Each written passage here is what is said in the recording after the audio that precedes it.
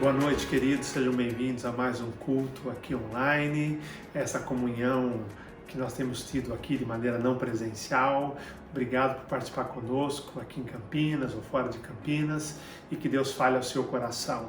Como eu tenho dito, se você não está inscrito em nosso grupo de comunicação, quero convidar você a poder mandar um WhatsApp aqui para esse número que aparece na sua tela, pedindo para você ser incluído, porque assim você vai receber as nossas atualizações, as nossas comunicações e uma devocional diária. Siga-nos em nossas redes sociais, inscreva-se também lá no YouTube e você vai estar conectado conosco. Nesse tempo diferente para nós, temos sido criativos, temos aprendido novas maneiras de manter a nossa comunhão, nosso contato com os irmãos. Tenho certeza que hoje à noite Deus vai falar ao seu coração. Vamos continuar a nossa série Tempo de Crise, Tempo de Crescimento, hoje falando sobre o amor de Deus revelado para o profeta Jonas e para a cidade de Nínive, lá no capítulo 3.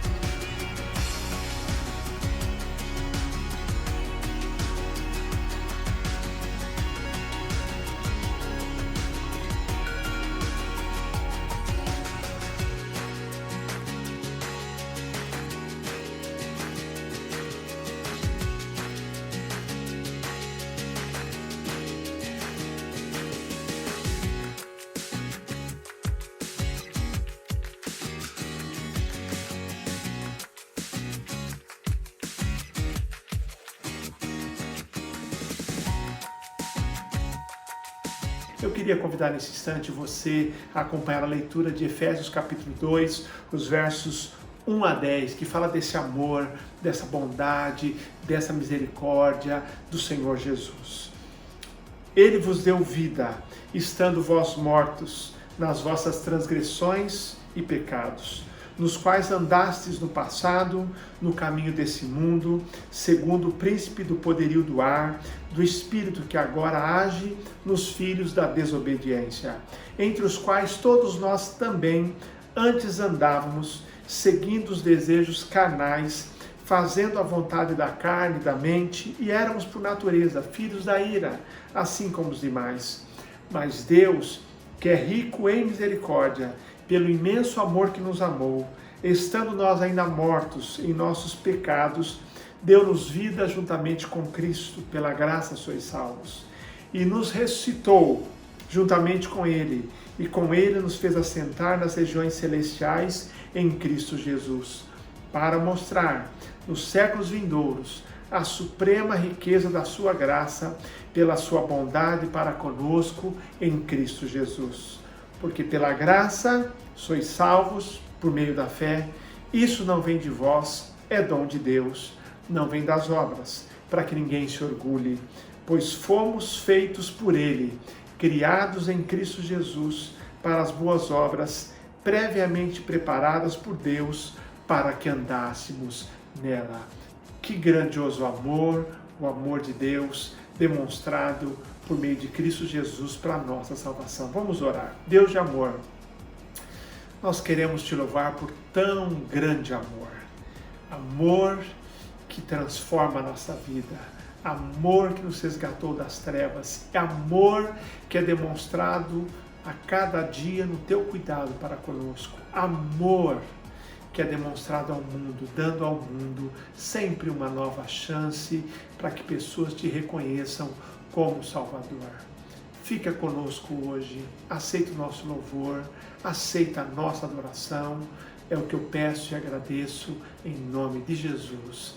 Amém. Vamos louvar ao Senhor com alegria agora.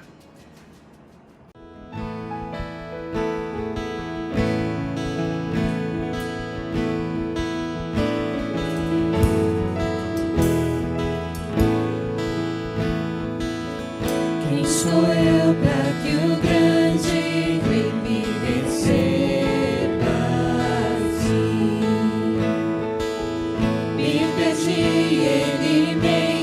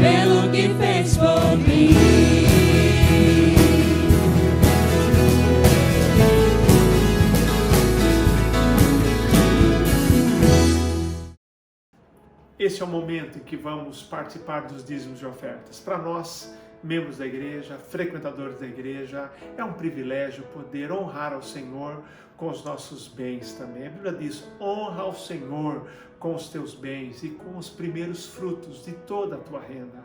Por meio da sua fidelidade, em dar o seu dízimo, a sua oferta, nós continuamos mantendo os missionários, expandindo o nosso trabalho e realizando o trabalho local também. Nesse momento que você vai participar, você vai poder, através das contas bancárias, transferência bancária ou através do aplicativo, cultuar ao Senhor nesse momento. Eu queria orar consagrando esses dízimos e ofertas ao Senhor. Deus de amor, obrigado pelo teu cuidado, obrigado pelo teu sustento, obrigado porque o Senhor cuida de nós. Nós consagramos, Pai, esses dízimos e ofertas agora, para a tua honra e para a tua glória, para a manutenção e expansão do trabalho missionário. É a minha oração em nome de Jesus. Amém. Amém.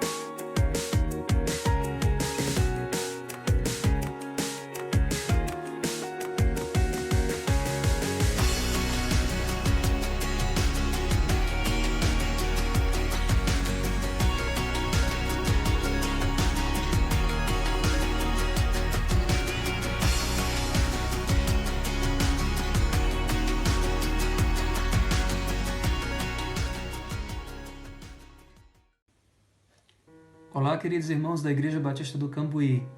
Eu sou Jorge Carvalho, vosso missionário na Romênia, aqui no leste europeu, e estou passando para deixar a nossa saudação e agradecimento ao apoio, ao carinho, ao suporte que vocês têm nos dado na obra missionária. Nesses tempos de quarentena, quero deixar uma palavra de encorajamento para vocês. Não importa o lugar onde nós estamos, o que importa é o lugar onde Deus está. E Ele está sentado no trono e tem o controle de todas as coisas. Receba o nosso abraço, o nosso carinho, em nome de Jesus. Nós prosseguimos hoje na série Tempo de Crise, Tempo de Crescimento, lições aprendidas com o profeta Jonas. É uma história fantástica. No domingo passado, nós refletimos no capítulo 2 de Jonas, mas eu dei também um panorama da história do livro, que era o capítulo 1. No capítulo 1 nós encontramos Deus comissionando Jonas dizendo: vai e profetiza contra a grande cidade de Nínive. A Bíblia diz que Jonas se recusou. Ele decidiu fugir da presença do Senhor. Ele foi para Jope, comprou uma passagem, embarcou no navio em direção a Tarsis. Ou seja, ele foi para o extremo oposto. Ele foi como se Deus mandasse ele para o sul e ele fosse para o norte. E ele desobedeceu ao Senhor. Ele queria ir para um lugar distante. Tarsis, na região atualmente da Espanha.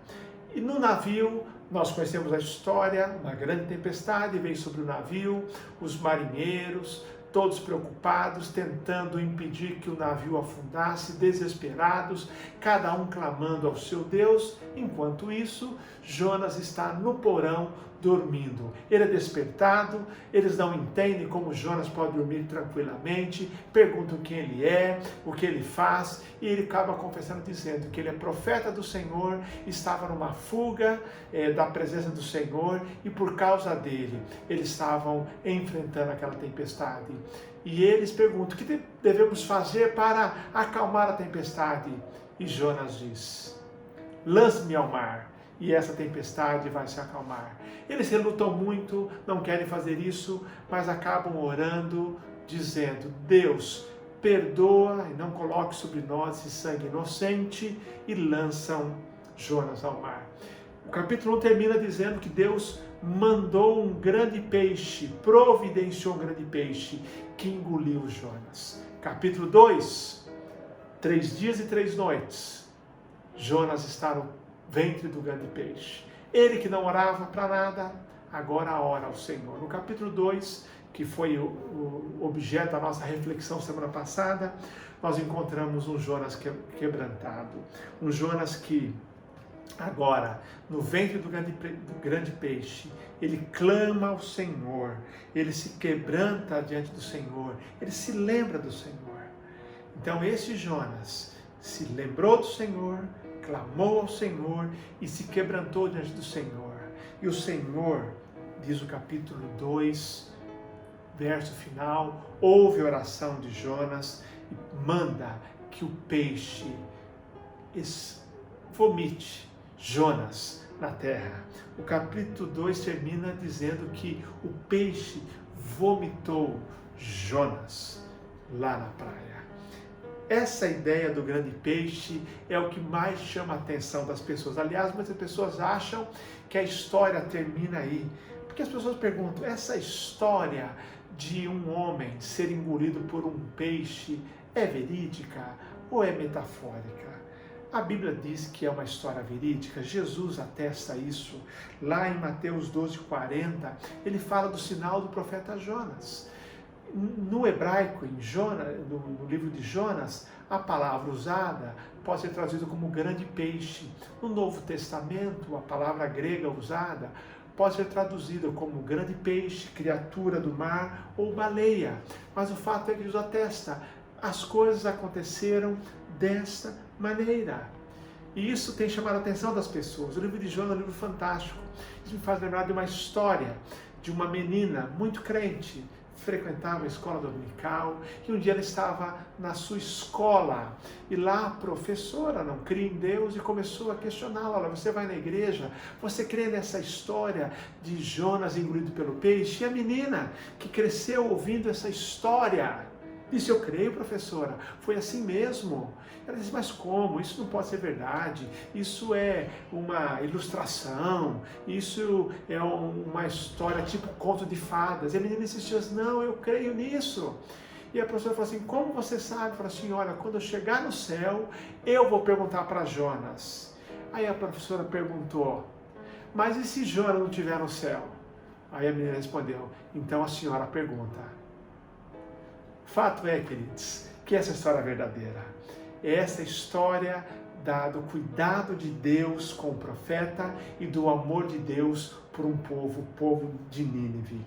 Alguém já perguntou, um aluno de teologia, numa das aulas sobre o livro de Jonas, fez a seguinte pergunta que deve nos levar a pensar. Ele perguntou o seguinte, quem será que teve mais alívio nessa hora? Foi o peixe ou foi Jonas? Quem que sentiu maior alívio? Porque Jonas era um profeta relutante.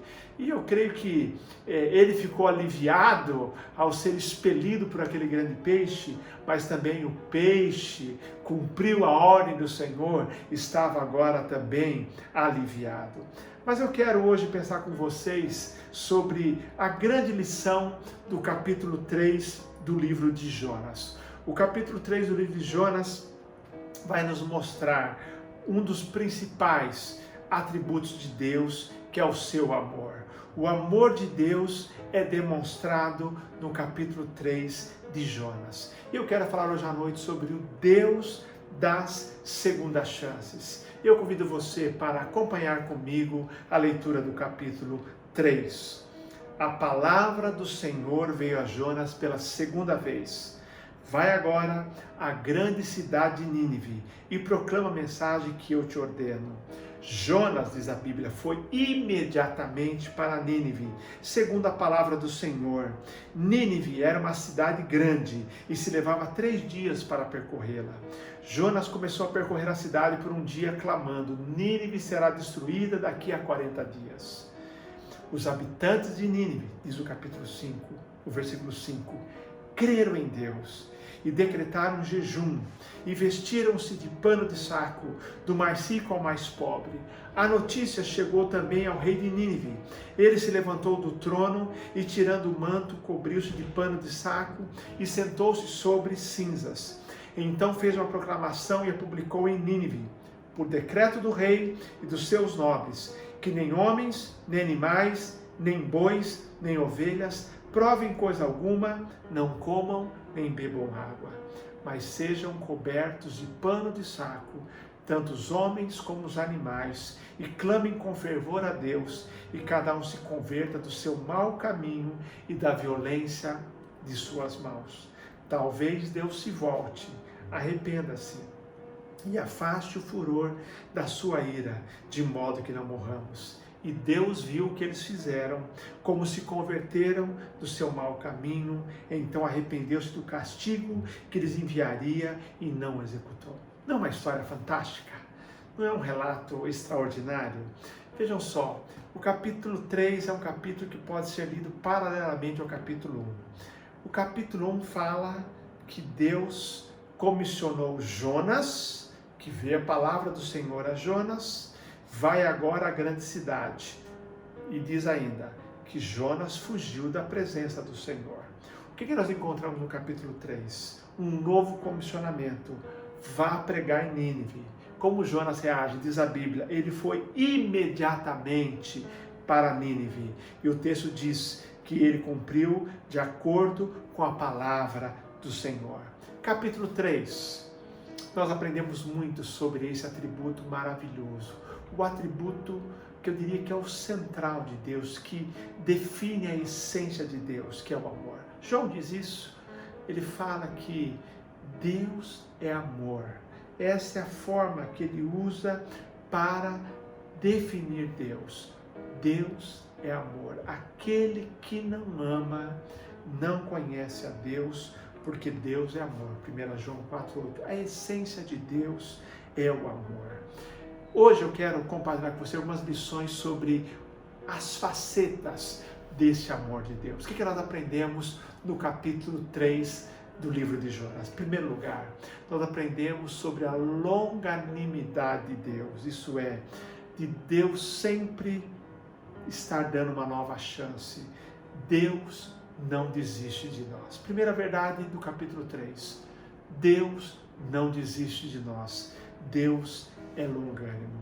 Eu fiquei a pensar essa semana. Quem aqui teria a paciência que Deus teve com Jonas? Jonas tinha desobedecido. Jonas tinha fugido.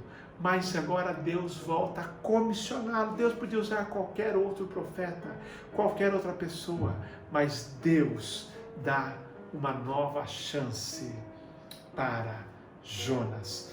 Deus é um Deus que não desiste de nós. Ele convoca Jonas mais uma vez para realizar a sua missão. A palavra do Senhor, diz o verso do capítulo 3, a palavra do Senhor veio a Jonas pela segunda vez. É a longanimidade, é o amor paciente, é a paciência de Deus, é o Deus tardio em irar-se se manifestando.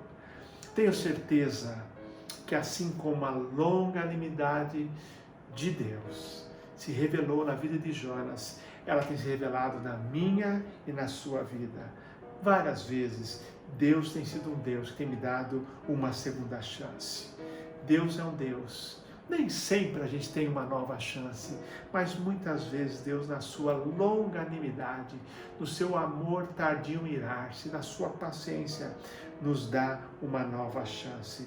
Então, se você está aqui hoje, se você está ouvindo essa palavra, é que Deus ainda quer dar novas chances na sua vida, e é tempo de nós aproveitarmos, como diz a Bíblia. Se hoje ouvirdes a sua voz, não endureçais o seu coração.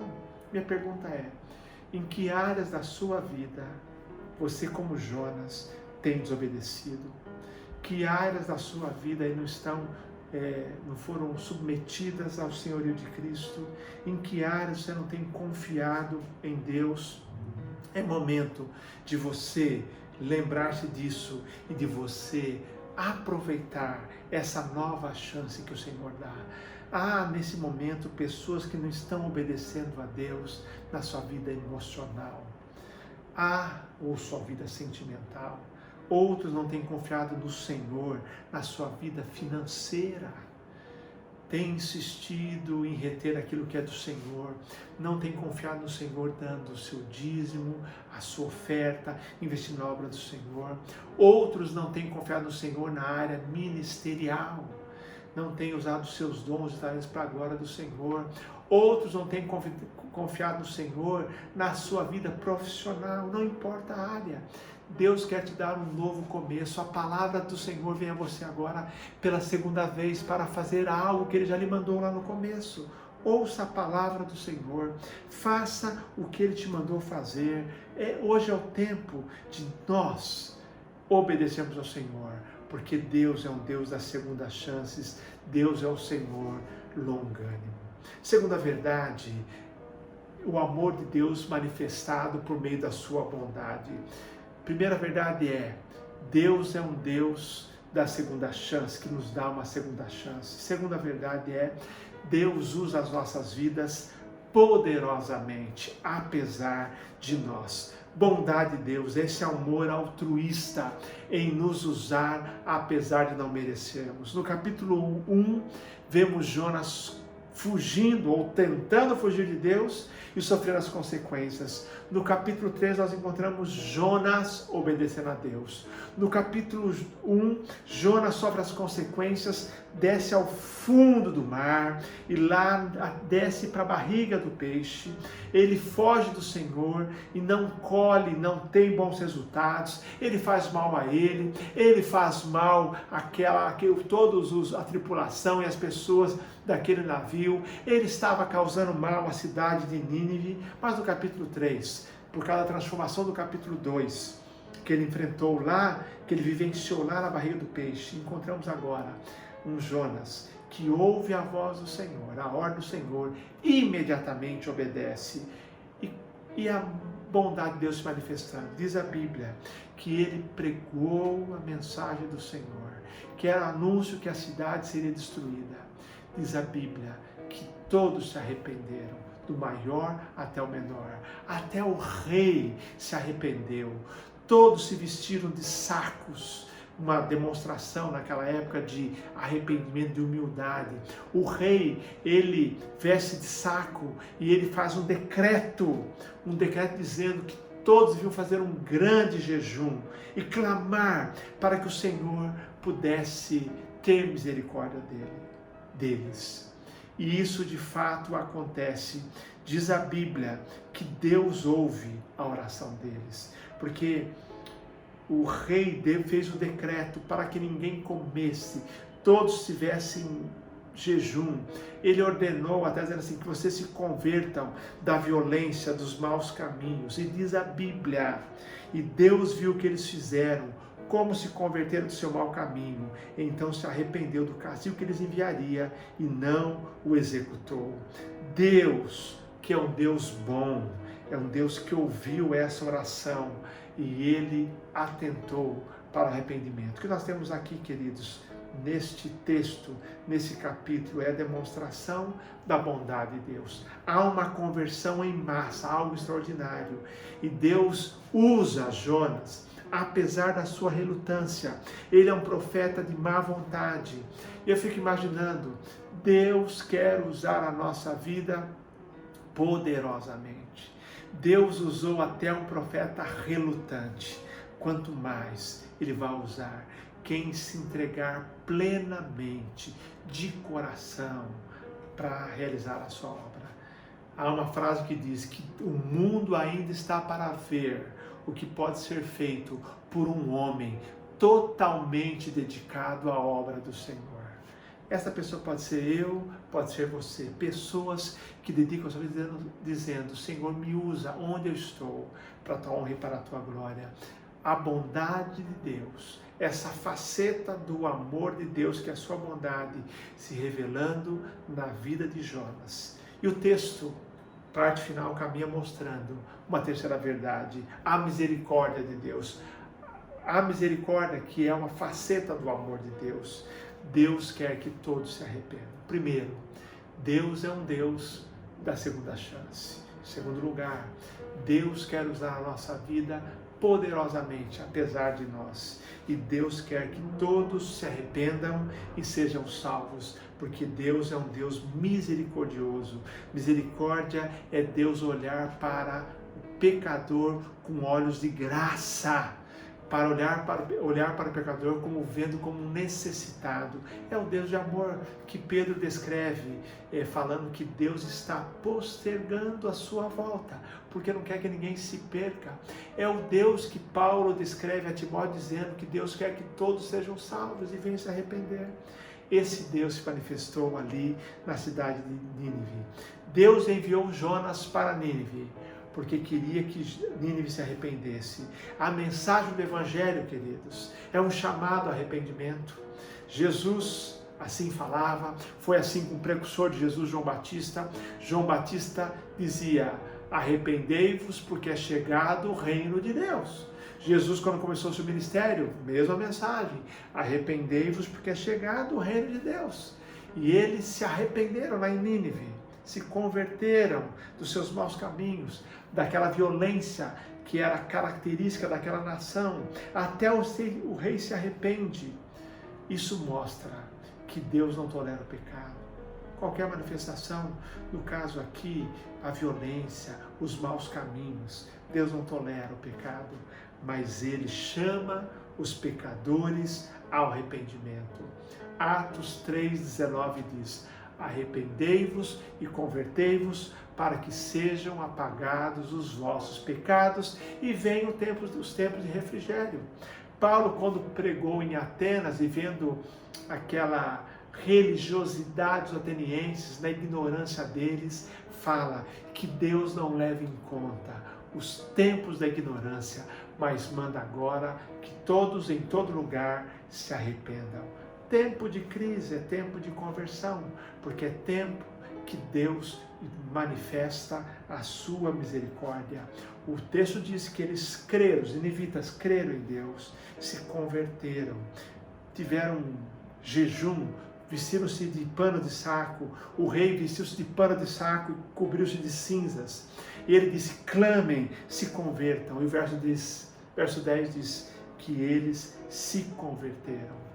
Conversão é mudança de vida, é abandono das práticas pecaminosas, é a experiência que nós temos tantas vezes no Novo Testamento também, quando, por exemplo, Saulo, agora Paulo, teve a sua vida transformada.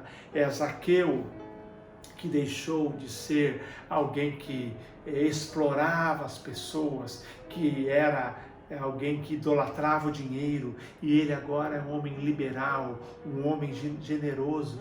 Tantos outros exemplos: o carcereiro de Filipos, que açoitou a Paulo e Silas, e depois de convertido, lava-lhe os vergões, as marcas daqueles ferimentos. Quando há conversão, há transformação de vida. O Deus de misericórdia diz a todos que eles se arrependam, porque se arrependerem, Deus não castigará. Diz a Bíblia que Deus se arrependeu daquilo que faria. Uma pergunta também: Deus se arrepende? A Bíblia é clara em dizer que Deus não é homem para que minta e para que se arrependa. A Bíblia diz que Deus é imutável, Tiago 1,17. Mas a verdade aqui é uma expressão que a gente na teologia chama de antropopatia. É atribuir sentimentos a Deus. É apenas dizer que Deus simplesmente não castigou o povo, porque o povo se arrependeu. E é sempre assim, não é Deus que muda, quem mudou foi o povo. Deus, diz a Bíblia, coloca diante de nós a vida e a morte. E Ele diz: se você seguir esse caminho, esse é o fim. Se seguir esse caminho, é este o fim. Esse caminho é de maldição, esse caminho é de bênção, esse caminho é de morte, esse caminho é de vida. Como Nínive, no caminho da morte, resolveu para o caminho da vida, Deus deu a eles a bênção e o perdão. Então, na verdade, os ninivitas mudaram. Não foi Deus que mudou. Deus é um Deus imutável, apenas uma figura de linguagem para expressar a misericórdia de Deus para com o povo. Queridos, Deus é um Deus das segundas chances. O livro de Jonas, especialmente o capítulo 3, é uma exposição magistral, extraordinária, a respeito desse amor de Deus. O plano de salvação já é esta segunda chance que Deus nos dá. Porque primeiro Ele deu lá para Adão e Eva no jardim, para que eles vivessem sem pecado. Eles pecaram. Deus lhes dá uma segunda chance agora, por meio de Jesus, como dá para nós. O plano de salvação é, de fato, uma segunda chance que nós temos, nós que escolhemos pecar. A nossa vida cristã, a nossa vida pessoal diária, também é marcada por inúmeras segundas chances. Todas elas demonstração do amor de Deus. O texto de hoje, o capítulo 3, mostra exatamente isso para cada um de nós. Mostra este grande amor de Deus. Primeiro, que Deus não desiste de nós. Não desistiu de nós, não desistiu de Jonas. O nosso Deus também, diz o capítulo 3 de Jonas, é o Deus que nos usa poderosamente apesar de nós, porque Ele é um Deus bondoso. Em terceiro lugar, Deus é um Deus que quer que todos se arrependam e venham conhecer a verdade e sejam salvos. É um Deus misericordioso. Seu amor é grande. Seu amor é marcado por longanimidade, é marcado por bondade, é marcado por misericórdia, é marcado por graça. Cabe a nós nos arrependermos e vivemos uma vida que glorifica o Senhor. Nós muitas vezes agimos também como Jonas, longe da presença do Senhor. Mas a presença do Senhor é o lugar onde nós devemos estar. Este Deus que já nos salvou e que pela sua bondade, longanimidade e misericórdia nos dá a segunda chance. Se você está ouvindo esse sermão, participando, Deus está lhe dando uma nova chance que você mude em sua vida, na área emocional, na área pessoal, na área financeira, na área familiar, na área ministerial. O que tem que ser mudado? Deus é o Deus do novo começo. Billy Graham, o grande evangelista, falecido há alguns anos atrás, disse o seguinte: Deus não nos dá uma segunda chance por acaso. Então não perca esta chance na sua vida, mas coloque-se nas mãos de Cristo e busque a vontade de Deus para o seu futuro. E ele termina citando um texto de Paulo aos Coríntios, 2 Coríntios 5,15, ao falar, Billy Graham, de não desperdiçarmos a segunda chance. Ele afirma, ele que viveu essa verdade que eu leio agora, ele disse: e ele, Jesus, morreu por todos, para que todos aqueles que vivam não para si mesmos, mas para aquele que por eles morreu e ressuscitou. Billy Graham viveu para a glória de Deus. Ele foi um profeta que cumpriu a sua missão. Eu e você somos chamados para cumprir a nossa missão.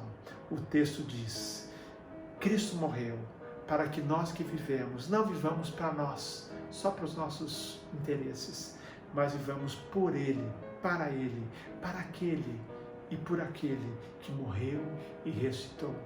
Viva para a glória de Deus e que o amor de Deus cubra a sua vida e que você ao longo dessa semana celebre este amor grandioso de Deus. Uma ótima semana e que Deus te abençoe. Vamos orar terminando esse momento. Deus de amor, obrigado por esse tão grande amor. Amor que se manifesta nos mínimos detalhes em nossa vida. Amor que se manifestou na salvação, mas amor que se manifesta dia a dia nos dando segundas chances. Permita, Pai, que nós respondamos a este amor, vivendo para a Tua honra e para a Tua glória. Nós queremos viver na Tua presença e realizando a Tua missão. Em nome de Cristo Jesus, eu oro agradecido. Amém e amém. Obrigado por ter participado conosco hoje à noite. Tenho certeza que Deus falou ao seu coração. E eu quero orar agora, nesse final de culto, pedindo a Deus a bênção para essa semana. E logo depois dessa oração, nós teremos ainda uma música. Mas quero rogar a Deus agora que Deus lhe abençoe, que durante essa semana você possa se alegrar na certeza do amor de Deus por você. E que você possa, essa semana, lembrar em ser bênção para alguém. Faça um telefonema, faça um contato, abençoe vidas. Compartilhe o amor do Senhor durante esta semana. Ótima semana a todos e que Deus nos abençoe. Que o amor de Deus, que a graça do Senhor Jesus, a consolação e a direção do teu Espírito fique com o teu povo hoje e sempre. Amém.